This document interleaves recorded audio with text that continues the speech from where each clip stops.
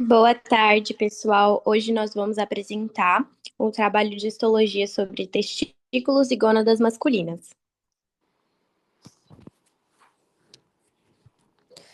O sistema reprodutor masculino tem como função principal a produção dos gametas masculinos, os espermatozoides, e sua liberação durante a cópula.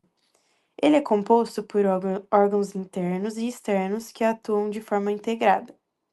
Os principais órgãos incluem os testículos, onde os espermatozoides e hormônios sexuais são produzidos, os ductos genitais, que armazenam e conduzem os gametas, e as glândulas acessórias, como a próstata e a vesícula seminal, que produzem secreções que compõem o sêmen.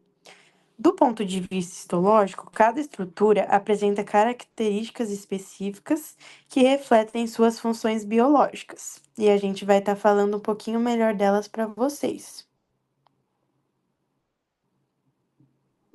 Agora eu vou falar um pouco sobre o testículo, ele que é o órgão principal do sistema reprodutor masculino.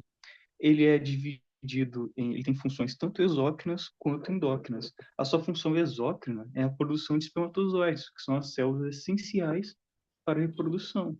Já a função endócrina consiste na produção de testosterona, que é o hormônio responsável pelas características sexuais secundárias masculinas, como o aumento da massa muscular, o crescimento dos pelos e até mesmo a mudança na voz durante a puberdade.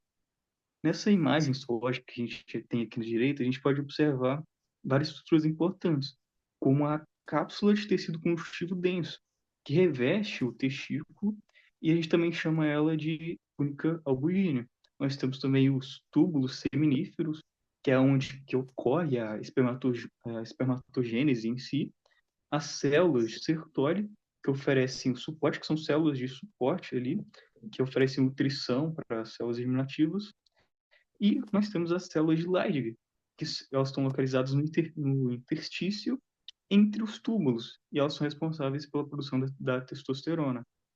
E essas estruturas, elas trabalham em conjunto para garantir tanto a fertilidade quanto o desenvolvimento das características masculinas. Agora eu vou falar um pouco sobre o epidídimo, que também ele vem depois do testículo e ele tem a função fundamental de armazenar os espermatozoides. Ele não só armazena, como matura eles também. Eles vêm do testículo e durante a permanência no epidídimo, os espermatozoides adquirem a mobilidade e a capacidade de fecundação. E após esse processo, eles são conduzidos aos ductos ejaculatórios. E nessa lâmina histológica, a gente pode ver o epitélio cilíndrico pseudoestratificado, que é característico dessa região, com núcleos em diferentes alturas. Temos também os estereocílios, que estão ali marcados na seta, que não são cílios móveis, mas as suas projeções elas auxiliam a absorção de tanto de fluidos quanto na nutrição dos espermatozoides. E a camada de músculo liso, que envolve o ducto e é responsável pelas contrações que ajudam no transporte dos espermatozoides. E essas características elas tornam o epidídimo essencial, não só como um reservatório de espermatozoide, mas como também uma fonte de maturação para ajudar a fecundação.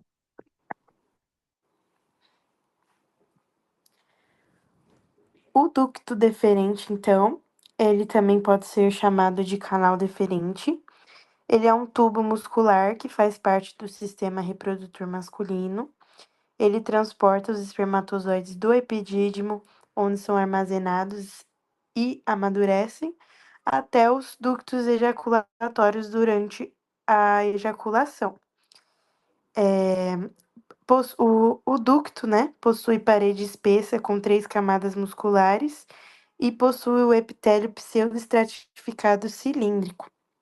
A localização, né, do ducto, ele se origina do epidídimo e percorre a região ingual, atravessa o abdômen e se junta ao ducto da vesícula seminal para formar o ducto ejaculatório.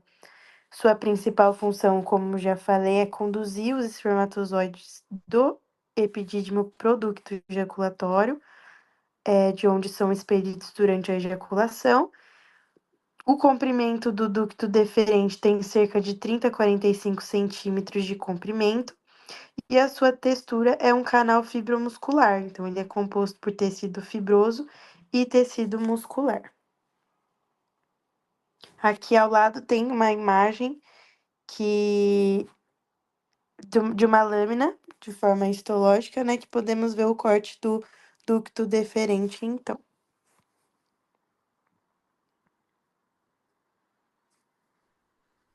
A próstata, juntamente com as vesículas seminais, secretam líquido seminal. Líquido esse que se junta com espermatozoides e algumas células descamadas dos revestimentos de ductos para formar o sêmen. A próstata é formada por glândulas tubulo-alveolares ramificadas, compostas por epitélio cuboide e epitélio pseudoestratificado colunar, e é envolvida por uma cápsula fibroelástica com fibras musculares lisas, que formam septos e dividem a próstata em lóbulos. A próstata também é dividida em 3 zonas: a central, a de transição e a periférica, como é possível ver nessa imagem ao lado de um corte histológico de próstata. Já a vesícula seminal, né, como eu já disse, ela produz parte do líquido seminal. O sistema reprodutor masculino, ele apresenta 2 vesículas seminais no total. Elas são compostas por tubos tortuosos, revestidos por epitélio cuboide ou pseudoestratificado colunar, e abaixo desse epitélio tem uma lâmina própria que possui fibras elásticas e uma camada delicada de músculo liso em volta da mucosa. Ao lado a gente vê 2 imagens de corte histológico de vesícula seminal, que dá para ver o músculo liso e a vesícula no geral.